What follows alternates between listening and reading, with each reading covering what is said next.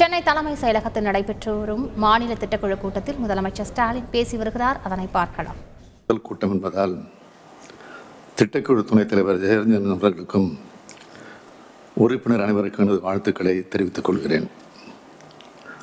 ஆட்சி சக்கரத்தை இயக்குபவர்களாக நாங்கள் இருந்தாலும் அதற்கு வழிகாட்டுபவர்களாக நீங்கள் இருக்கிறீர்கள்.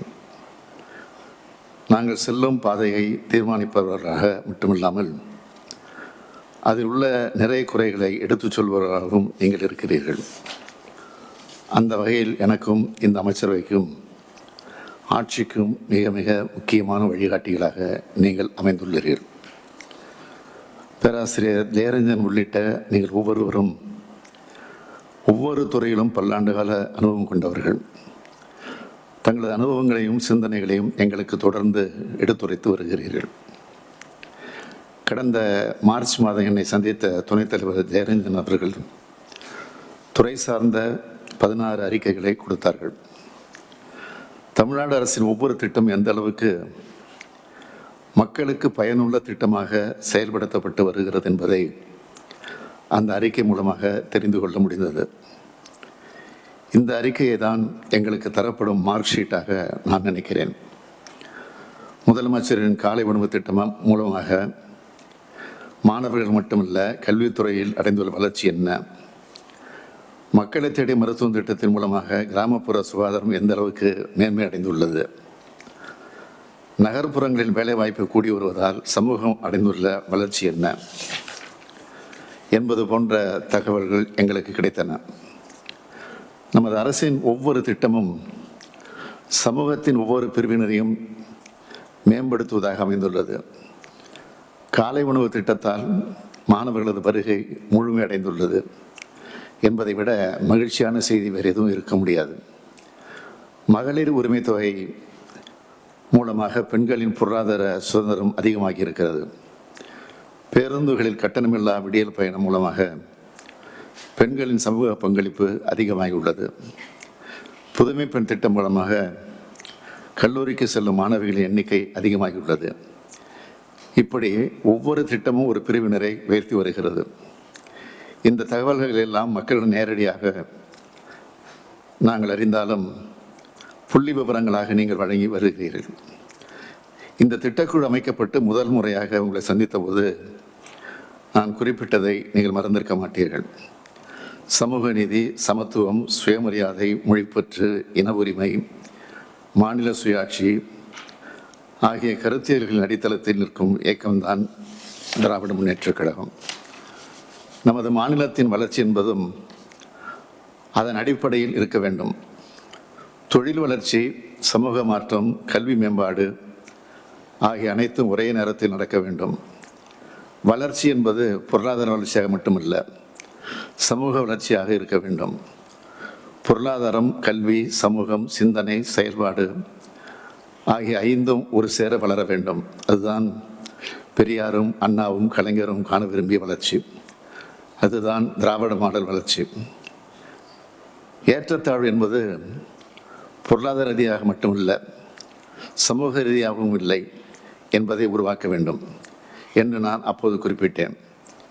இதே அடிப்படையில் தான் கடந்த 3 ஆண்டுகளாக எண்ணற்ற திட்டங்களை தீட்டினோம். இன்னும் திட்டங்கள் வர இருக்கின்றன.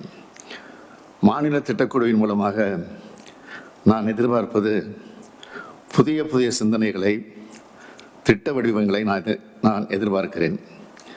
கவனம் பெறாத துறைகளில் கவனம் செலுத்தி புதிய திட்டங்களை உருவாக்கி தருமாறு கேட்டுக்கொள்கிறேன். நாங்கள் செயல்படுத்தி வரும் திட்டங்கள் எந்த அளவுக்கு சிறப்பானவை என்பதை உங்கள் அறிக்கைகள் சொல்கிறது. அதனை இன்னும் சிறப்பானதாக நடத்துவதற்கு ஏதாவது ஆலோசனைகள் இருந்தாலும் சொல்லுங்கள். மேலும் ஆலோசனை சொல்வதோடு உங்கள் கடமை முடிந்து விடவில்லை. நீங்கள் வழங்கிய ஆலோசனைகள் செயல்படுத்தப்படுகிறதா என்பதை கண்காணியுங்கள். ஆலோசனைகளை செயல்படுத்துவதற்கு ஏதாவது தடங்கங்கள் இருக்கிறதா என்பதையும் பாருங்கள். கடந்த முறை என்னிடம் தரப்பட்ட அறிக்கை, அந்த அறிக்கையில் கல்லூரி மாணவர்களுக்கான இறுதித் தேர்வு வினாத்தாள்களை மேம்படுத்துவது குறித்த ஆலோசனைகளை சொல்லியிருந்தீர்கள். அது செயல்பட்டுள்ளதா என்பதை ஆய்வு செய்யுங்கள். வேளாண்மை, காடுகள், வெப்பம் அதிகரிப்பு ஆகியவை குறித்த உங்களது ஆலோசனைகள் துறை சார்ந்த நிர்வாக நடவடிக்கைகளாக எவ்வளவு மாறியுள்ளது என்பதையும் ஆய்வு செய்யுங்கள் என்று கேட்டுக்கொள்கிறேன். மாநில திட்டக்குழுவை இந்தியாவிலே முதலாக அமைத்தவர் தலைவர் கலைஞர் அவர்கள். ஒன்றிய அரசில் இருப்பதை போல மாநிலத்துக்கு இருக்க வேண்டும் என்று நினைத்ததற்கு காரணம், அனைத்து வளங்களையும் கொண்ட மாநிலமாக தமிழ்நாடு அமைய வேண்டும் என்ற அடிப்படையில் இதனை அமைத்தார். பசி இல்லை, பஞ்சம் இல்லை, வறுமை இல்லை, கொடுமையான தொற்று நோய் இல்லை, சாலைகள் இல்லாத கிராமங்கள் இல்லை, மின்சாரம் இல்லாத கிராமம் இல்லை, குடிநீர் தண்ணீர் இல்லாத கிராமம் இல்லை, பள்ளிகள் இல்லாத கிராமம் இல்லை. இப்படி தன்னிறைவை பெற்றவையாக அனைத்து மாவட்டங்களையும் உருவாக்கினோம். எல்லா வளங்களும் இருக்கிறது என்ற நிலைமையை உருவாக்கி வருகிறோம். கல்வித்துறையில், வேளாண்மையில், உட்கட்டமைப்பு வசதியில் தமிழ்நாடு மற்ற மாநிலங்களுக்கு முன்மாதிரியாக வளர்ந்துவிட்டது. அனைத்து துறையும் சமச்சீராக வளர்ந்து வருகிறது. அண்மையில் நிதி ஆயோக் வெளியிட்ட அறிக்கை மிக மிக மகிழ்ச்சியை தந்துள்ளது. அந்த அறிக்கையை முன்மாதிரியாக கொண்டு உங்களது ஆய்வறிக்கை ஒன்றை வழங்குமாறு கேட்டுக்கொள்கிறேன். நிதி வளம் இருக்குமானால் இன்னும் பல திட்டங்களை நம்மால் உருவாக்க முடியும். நிதி வளத்தை பெருக்கும் ஆலோசனைகளையும் சொல்லுங்கள். அறிவிக்கப்படும் திட்டங்கள் அனைத்தும் மனிதர்களையும் உடனடியாக சென்று சேர திட்டமிடுங்கள். காலதாமதமின்றி அனைத்து பயன்களையும் மக்கள் பெற்றாக வேண்டும். அதற்கான இலகுவான நிர்வாக சீர்திருத்தங்களை சொல்லுங்கள் என்று கேட்டுக்கொள்கிறேன். இந்த கூட்டத்தில் பங்கெடுத்திருக்கும் நான் இந்த நேரத்தில் உங்களுக்கு ஒரு பொறுப்பை வழங்க விரும்புகிறேன். நமது திராவிட மாடல் ஆட்சியின் நோக்கங்களை சாதனைகளை சொல்லும் வகையில் ஒரு மாபெரும் கருத்தரங்கை சென்னையில் நீங்கள் நடத்திட வேண்டும். அதில் பல்துறை அறிஞர்கள், ஊடகவியலாளர்கள் போன்றவர்களை பங்கேற்க வைத்து அவர்களது ஆய்வு கட்டுரைகளை பெற்று அதனை வெளியிடுமாறு துணைத் தலைவர் ஜெயரஞ்சன் அவர்களை கேட்டுக்கொள்கிறேன். இது நமது அரசு என்ற எண்ணத்தோடு செயல்படும் துணைத் தலைவர் ஜெயரஞ்சன் மற்றும் உறுப்பினர் அனைவருக்கும் எனது நன்றிகளை தெரிவித்துக் கொள்கிறேன். நன்றி, வணக்கம். சென்னை தலைமை செயலகத்தில் நடைபெறும் மாநில திட்டக்குழு கூட்டத்தில் முதலமைச்சர் ஸ்டாலின் பேசினார். அந்த காட்சிகளை பார்த்தோம். செய்திகளை உடனுக்குடன் தெரிந்து கொள்ள உடனே சப்ஸ்கிரைப் பண்ணுங்க.